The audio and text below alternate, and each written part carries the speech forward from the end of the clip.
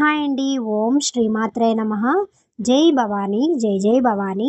నవరాత్రుల క్రమంలో 3వ రోజు చంద్రఘంట అవతారం గురించి అయితే ఇప్పుడు తెలుసుకుందాం. చంద్రఘంట మాత రూపం మిక్కిలి కళ్యాణకారకం. ఆమె శిరస్సుపై ధరించిన అర్ధచంద్రుడు అర్ధాకృతిలో ఉండటం వల్ల ఆమెకు చంద్రఘంట అని పేరు వచ్చింది. ఈ తల్లిని శరణుజొచ్చిన వారికి ఎల్లప్పుడూ అభయగంట మోగుతూ ఉంటుంది.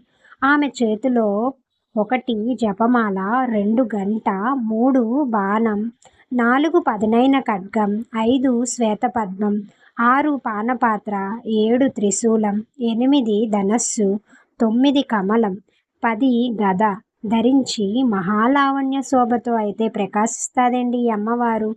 అయితే 3వ రోజు చంద్రఘంట అమ్మవారి గురించి అయితే తెలుసుకున్నాం కదా. ఈ వీడియో లాస్ట్ దాకా చూడండి, స్కిప్ చేయొద్దు. వీడియో నచ్చితే లైక్ అండ్ షేర్, సబ్స్క్రైబ్.